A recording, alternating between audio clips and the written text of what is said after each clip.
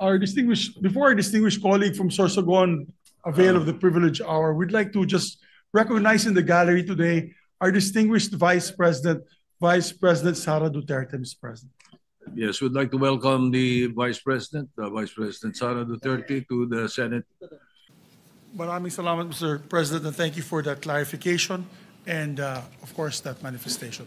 Mr. President, may we recognize our distinguished colleague, the former Senate President, our distinguished colleague from Sorsogon, no other than Senator Francis Chis Escudero.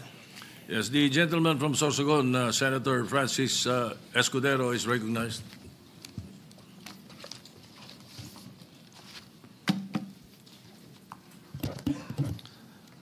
Thank you, Mr. Senate President. Thank you, distinguished Majority Floor Leader.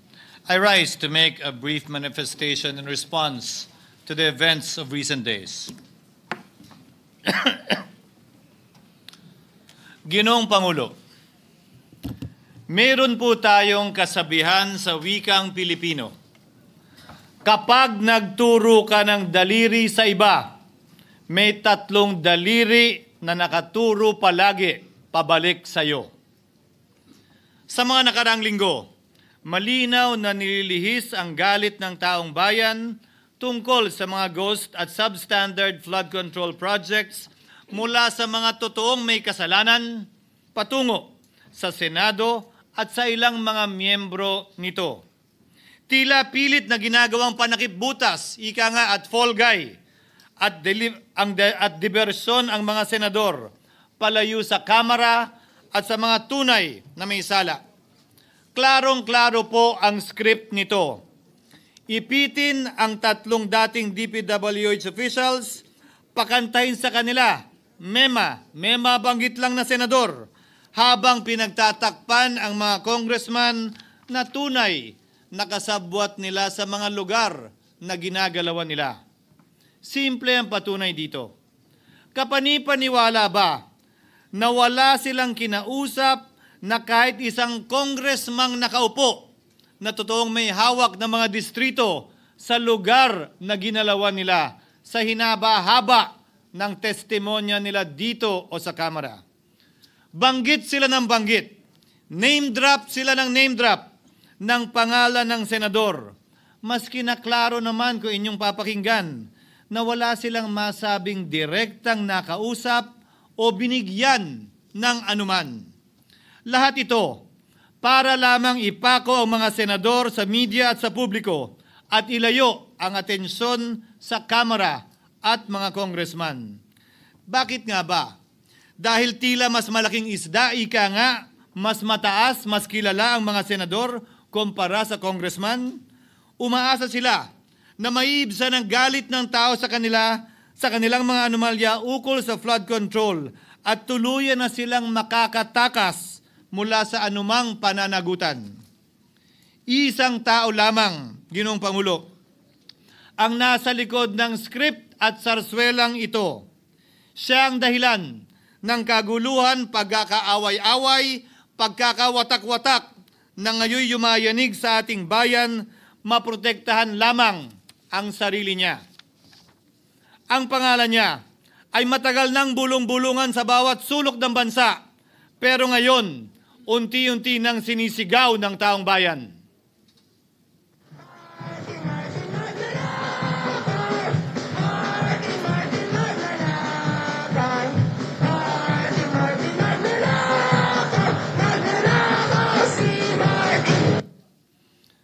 Pero Ginoong Pangulo, minamahal kong kasamahan, bakit tila sa Kamara, dito mismo sa Senado at sa ilang media ay hindi pa din nila kayang sambitin ang pangalan niya? Pues, sasabihin ko, Martin Romualdez. Minsan ang binanggit ng mga diskaya ito mismo dito sa Senado, ang kanyang pangalan. Pero agad itong pinabawi nung humarap sila sa Kamara. Binanggit ni Master Sergeant Gutesa ang kanyang pangalan. Pero ultimo notaryo, natunto nila at pinabawi nila ang pagnotaryo. Buti na lang, huli na't nasabi na niya ang pangalan ni Martin Romualdez na pinanumpaan dito mismo sa ating Blue Ribbon Committee. Hindi ba't si Ginoong Gutesa ang bukod hindi ba't si Sergeant Gutesa lamang ang bukod tanging testigo na walang kinalaman, hindi sangkot sa flood control issue, walang hininging immunity, deal o proteksyon kapalit ng kanyang pagtestigo. Siya ang kauna-unahang nagtestigo na personal na naghatid ng pera sa bahay mismo ni Martin Romualdez. Ang salaysay niya, Ginoong Pangulo, ay kumpirmasyon ng matagal nang isinisiwalat ni Congressman Chanco at Mayor Magalong kung sino ang ulo sa paglilimas sa kaban ng bayan na ating naririnig na rin. 13,803,693 with Congressman Saldico as proponent. For the record, ang binabanggit po nating Representative Elizalde, siya po yung chairman ng House Appropriations Committee. Walang kaduda-duda yan. Ito nga, hirap na hirap silang banggitin pa yung isa sa mga mastermind nila dyan, si Saldico, hirap na hirap pa silang banggitin. May isa pang mas mataas sa kanya? Hindi naman gagalaw yun kung walang... Siyempre, hindi naman gagalaw yun kung walang pahintulot yung mas mataas sa kanya. Just the House Speaker. Ginoong Pangulo, pahintulutan niyo po ako magkwento ng konti upang patotohanan ang mga salitang ito. Taong 2023 nung tinalaga si Ginoong Kiko Laurel bilang kalihim ng kagawaran ng agrikultura. Bilang suporta sa kanyang mandato, tinanong ko noon ang isang simpleng katanungan sa budget process natin. Bakit mas malaki ang pondo ng flood control kesa sa agrikultura?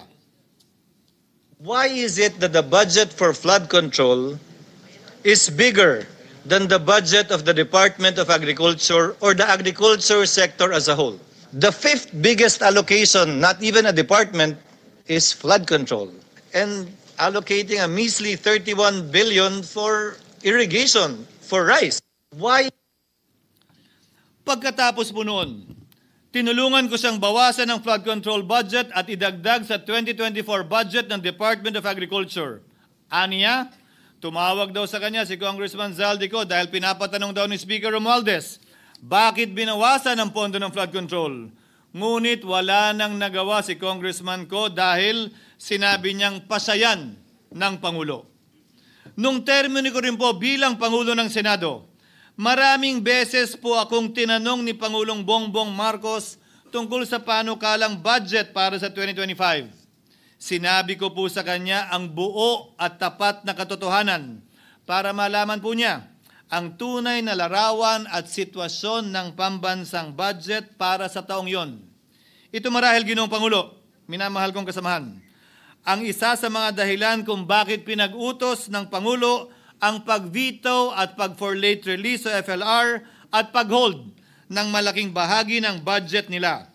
Marahil, isa rin ito sa mga dahilan kung bakit ninais ng Pangulo na matanggal si Congressman Zaldico bilang chairman ng House Committee on Appropriations dahil sa mga inilahad ko at marahil na-discover din ng Pangulo kaugnay sa 2025 budget.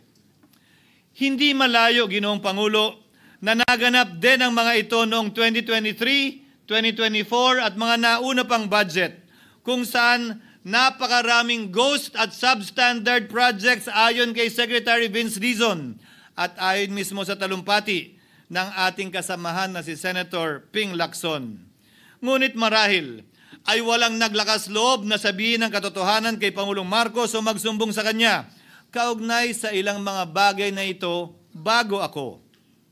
Nais ko din pong kumpirmahin ang sinabi ni Congressman Toby Chanco na ang pag-file ng impeachment complaint laban kay Vice President Sara Duterte ginamit na paraan ni Speaker Romualdez para mag-release ng pondo nila na naka-FLR or for late release bago mag-eleksyon. Maski na alam po niya na hindi po ito kayang talakayin ng Senado hanggang sa Hunyo pa mula nung simula. Ulitin ko, ginamit ni Martin Romualdez ang FLR at ang pangalan ng Pangulong Marcos upang itulak ang kanilang unconstitutional na impeachment complaint. Sabi nila, pumirma kayo dahil kung hindi, hindi lalabas ang pondo nyo na naka-FLR bago mag-eleksyon. Subalit, Ginoong Pangulo, hindi ito umubra. Hindi ito umubra dahil tinanggihan ito ni PBBM. Sinabi niyang walang ganyang uri ng usapan at sinabi niyang hindi niya gagawin yon. Kaya't hanggang ngayon, nananatili pa rin for late release ang mga questionableng pondo nila. And that is why, Mr. President, distinguished colleagues, at the height of the impeachment controversy and amidst the passion of some sectors to remove the Vice President at all costs, I urged prudence and level-headedness because I knew that greed and not accountability was the reason behind it. In the end, Mr. President, the Supreme Court vindicated us. The Supreme Court vindicated us by saying, among others, quote, "There is a right way to do the right thing at the right time. This is what the rule of just law means." Close quotations. Ginoong Pangulo, sinisi po sa akin ni Speaker Romualdez ang pagkakatanggal kay Congressman Zaldico. Sinisi po niya sa akin ang pag-FLR or for late release ng kanilang mga proyekto. Sinisi po niya sa akin ang pagkakadismiss ng impeachment complaint laban kay VP Sara na nakikita niyang makakatunggali niya sa susunod na halalan. Sinisi din niya po sa akin ang pagkakasira ng kanilang maitim na balakin sa 2025 budget na nagawa nila ng walang balakid na mga nagdaang taon. Ginoong Pangulo, naging tapat ako at ginawa ko lamang ang aking tungkulin. Kung ano ang tingin kong tama at nararapat para sa bansa at sa sambayanan. Subalit, sa kabila po nito, nagsimula na ang lahat ng bira, paninira at kaso laban sa akin at sa Senado. At ang nasa likod ng lahat ng ito, walang iba kung hindi si Martin Romualdez. Ika nga ni Mayor Magalong na ngayon lamang nakita ko sinisiraan na rin ngayon. Bakit ko ba nilabanan at binisto sila Speaker Romualdez mula noon hanggang ngayon kung kasabwat at kasapakat lang din nila ako? Hindi ko po gagawin yun. Sa pinasangkig ng tennis court, ang nasabing gusali sinimulang pinatayo noong ika-6 ng Oktubre taong 2022 at ang kontraktor, ang St. Gerard Construction na pagmamayari ng mga diskaya na nasangkot ngayon sa mga maanumalyang flood control projects. Dahil dito, kwenasyon ng ilan ang pagiging special advisor ni Mayor Benjamin Magalong sa ICI. Lalabanan ko ba yung anlalakas na yan, sila Speaker? Lalabanan ko ba yung mga mayayaman na yan? Kung ako'y bulok, I fought for what is right. Ano nga ba ang ginawa nila sa akin? Una, hinalungkat ang isyo ng campaign contribution na tinanggap ko mula sa isang individual na may-ari ng kumpanyang nakakuha ng kontrata sa gobyerno. Inipit niya ang budget ng COMELEC sa Kamara dahil dito at binusisi ang di umano kaso kong ito. Subalit, Ginoong Pangulo, tulad ng sinabi ko sa simula ng aking talumpati, kapag ka nagturo ka ng daliri kanino man, may 3 daliring nakaturo pabalik palagi sa iyo. Anong nangyari? Hindi ba't biglang may lumabas na ulat ng PCIJ na ang dami naman palang opisyal, hindi lang senador, mas mataas pa ang tumanggap din ng ganong uri ng kontribusyon noong 2022 elections? Ang tanong ko ay simple. Kung legal at walang mali sa ginawa nila, edi dapat legal din at tama ang ginawa ko. Pero bakit ako lang ang iniimbestigahan tungkol dito? Higit pa doon, Ginoong Pangulo, hindi ba tayon kay Mayor Magalong merong 67 na miyembro ng Kamara na kontraktor? Ito po ay mga miyembro ng Kamara na may construction firm na nakakuha ng kontrata sa gobyerno. Kung bawal talaga ito, ibig sabihin ba niyan, bawal na nilang gastusin ang sarili nilang pera para sa kanilang sariling kandidatura? Bakit hindi din binubusisi yun? Bakit hindi inaalam yun? Ako lang talaga? Pangalawa, inintriga ni Martin Romualdez ang dating liderato ng Senado dahil sa pagkakaupo at pagdinig ni Senator Marcoleta sa Blue Ribbon Committee dahil marahil sa pananaw niya ay hindi siya safe kay Marcoleta. Ngunit, Ginoong Pangulo, sa hindi niya inaasahang pagkakataon, nung araw ding yun, nagsalita ang mga diskaya, pinangalanan ng 17 congressman na kasosyo niya, kabilang ang pagbanggit na naman ng pangalan ni Martin Romualdez. Karamihan sa mga kawani ng DPWH na nabanggit sa itaas ay paulit-ulit na binabanggit ang delivery ng pera ay para sa kay Saldico na dapat at least 25%. Si Kong Marvin Rillo naman ay ilang beses na binabanggit ang pangalan ni Speaker Martin Romualdez bilang kanyang malapit na kaibigan. Isa na naman po itong patunay, Ginoong Pangulo. Kapag ka nagturo ka ng daliri sa iba, may 3 daliring nakaturo pabalik sa iyo. Pangatlo, sa pagdinig ng Blue Ribbon Committee kung saan niname drop ako ni Yusek Bernardo, bagaman inamin niyang personal na mismo na hindi niya rekta kung nakausap o binigyan ng anuman, bigla namang tumestigo si retired Master Sergeant Gutesa at muling pinangalanan si Martin Romualdez na hinahatiran daw niya ng pera sa mismong bahay nito. Ang bawat malita ay may lamang humigit kumulang 48 million pesos.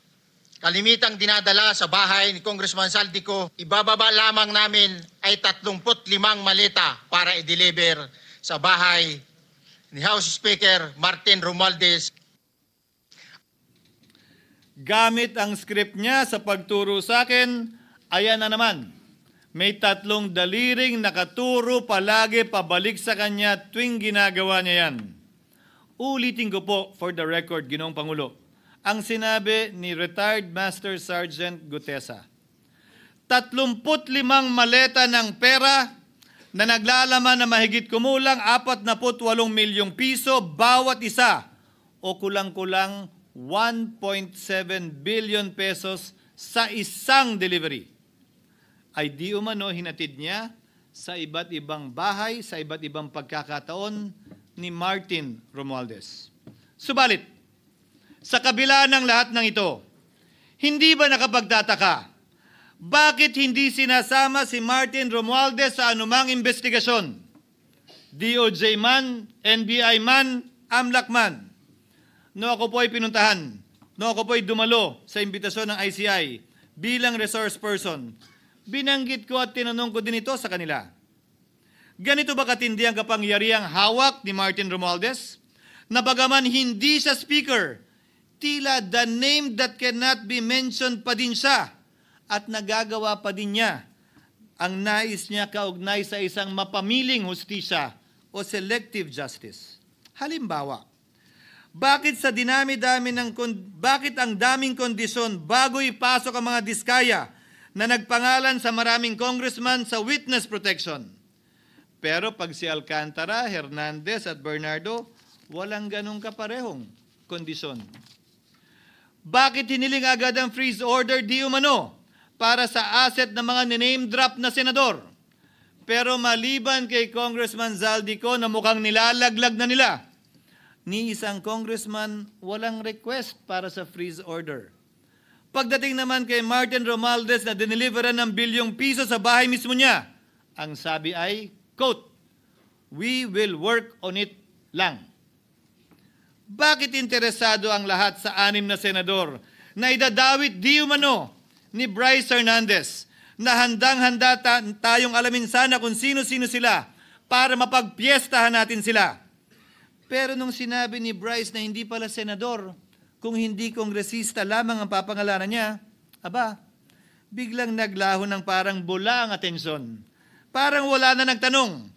Parang wala nang interes para alamin, sino-sino nga ba yung mga yan? Kung ako po yung tatanungin niyo, alam ko merong 6 na senador eh. May nagtatanong sa akin, bakit wala si Cheese? And my answer to that is, I'm almost sure, no, probably hindi ma-mention si Cheese simply because walang insertion doon. Si sa Bulacan. Escudero, wala doon. Hindi po senador yung laman nung computer ko. So fake news yun, ha? May 6 na senador na nunumbrahan mo daw. Mga congressman yung nasa computer mo. Yes, yung nasa computer ko po, congressman po. Okay, thank you.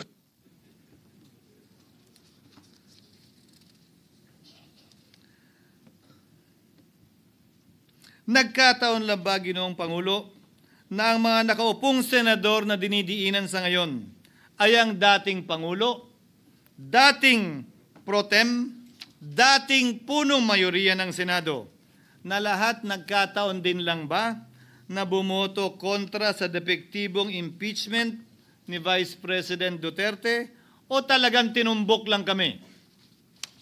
In other words, Mr. President, are we truly for transparency and accountability, or are we merely offering a politically convenient sacrificial lamb in an attempt to appease the rage of the people?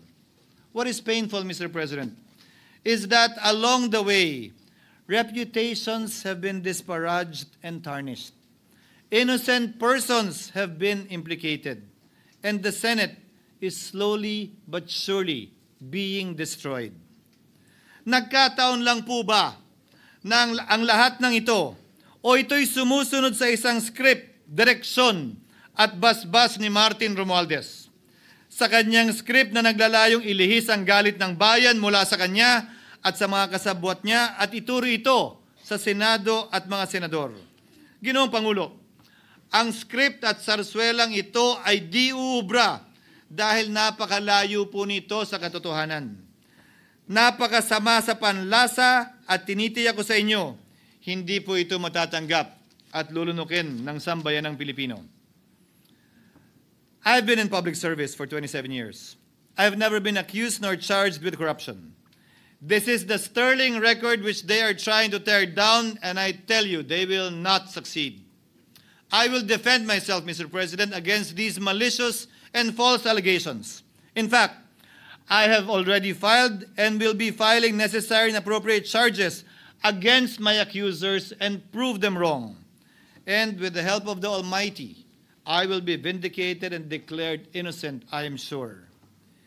Kaya ko po ipagtanggol ang sarili ko, Ginoong Pangulo. Ngunit, Ginoong Pangulo, sino po ang nagtatanggol sa ating institusyon? Kaya't ang aking tanging hiling po sana sa inyo, Ginoong Pangulo, at sa ating mga kasamahan sa Senado. Labanan po ninyo at huwag niyong pahintulutang ang mapamiling hustisya na lantarang nangyayari sa harap natin ngayon. For what is happening now is selective justice and mob justice. Members of the Senate have been thrown off a cliff before the court of public opinion in an attempt to mollify the people's rage, thereby covering up the real perpetrators and giving them a chance to get away. Mr. President, I will not allow justice to be weaponized against the innocent to protect the guilty, because this corrodes the legitimacy of the law before our people's eyes. Wala pong naniniwala, bagkos lahat nagtatanong, bakit walang congressman na kasama sa investigasyon? But what about the other congressmen in Bulacan? Why haven't they been questioned? Called out, yeah. You think that they do not know what's going on? Ginoong Pangulo, mga minamahal kong kasamahan, huwag po tayong sumunod sa script ni Martin Romualdez. Labanan po natin ang script na ito. Pasagutin at imbestigahan lahat ng niname drop at nabanggit, congressman man, senador man at iba pang opisyal, at dapat kasama dito si Martin Romualdez. Ginoong Pangulo, hindi ba natin nakikita na pili tayong pinag-aaway-away? Mayaman, mamamayan laban sa lingkod bayan, lokal laban sa nasyonal na opisyal, congressman laban sa kapwa congressman, at ngayon, senador laban sa kapwa senador, pamilya laban sa pamilya, Pilipino laban sa kapwa Pilipino. Ginoong Pangulo, tandaan po natin, mas madaling manipulahin at ang nag-aaway at nagkakawatak-watak na bansa. At ito ang eksaktong gusto nilang mangyari. Ito, sa aking paniniwala, ay bahagi pa din ng script at sarswela na nais palaganapin ni Martin Romualdez upang lituhin, guluhin, linlangin at sirain ang ating lipunan at bansa para lamang huwag siyang mabisto. Sana ay huwag nating payagang mangyari ito. Ginoong Pangulo, tulad ng sinabi ko sa simula ng aking talumpati, sa kada mapang-akusa at mapanghusgang daliri na ituturo ninyo sa inyong kapwa, lalo na kung walang basihan, merong 3 daliring palaging nakaturo sa iyo pabalik. Sana po, maging mapanuri tayo. Huwag dali-daling magturo at maghusga dahil lamang sa napakinggan. Huwag tayong sumabay, kumampi, at magpadala sa script at sarswela ni Martin Romualdez. Kung kayo ay kakampi ni Martin Romualdez, pues sumunod kayo sa gusto nila. Una, maniwala kayo sa mga sinasabi ng testigo niya na nagtuturo lamang sa mga senador. Pangalawa, ibuhos niyo ang galit niyo sa Senado at ng mga senador at palayo kay Martin at sa mga congressman. Pangatlo, pagdudahan at sirain niyo si Sergeant Gutesa na bukod tanging hindi nakinabang at walang bahid at hiningi anumang kapalit sa pagsabi ng katotohanan. Pangapat, huwag niyong payagang mabanggit man lang ang pangalan ni Martin Romualdez. Panglima, huwag niyong payagang ipatawag si Martin Romualdez sa anumang investigasyon. Pang-anim, huwag niyong payagang imbestigahan si Martin Romualdez at mga kasamahan niya saan mang lugar. Ako, Ginoong Pangulo, hindi ako kakampi ni Martin Romualdez. Kaya lalabanan ko siya at lahat ng panglilinlang niya. Una, papatunayan kong hindi totoo ang mga panggigipit at paninira ng mga testigo niya laban sa akin at mga senador. Pangalawa, tututulan ko ang paglilihis at diversyon na ginagawa niya palayo sa kanya at sa Kamara. Pangatlo, hindi ko papayagang sirain ang mga senador pag away-awayin tayo at sirain ang institusyon ng Senado. Pangapat, pinaniniwalaan ko at saludo ako kay Sergeant Gutesa at iba pang katulad niya sa paglabas ng katotohanan. Panglima, hindi ako matatakot banggitin ng paulit-ulit ang kanyang pangalan, Martin Romualdez. At ipaglalaban kong ipatawag at imbestigahan si Martin Romualdez at lahat ng kanyang mga kasangkot at kasama. Ginoong Pangulo, mga minamahal kong kababayan, kung nais niyong lumitaw ang katotohanan, kung nais niyong panagutin ang tunay na salarin, kung nais po niyong makulong ang tunay na may kasalanan, huwag ninyong kampihan si Martin Romualdez. Punitin natin ang script ni Martin Romualdez at higit sa lahat, huwag magpadala, huwag sabayan, huwag maniwala sa sarswela na nilalako ni Martin Romualdez. Maraming salamat po, Ginoong Pangulo, at magandang hapon po sa ating lahat. Thank you, Senator Francis G. Escudero.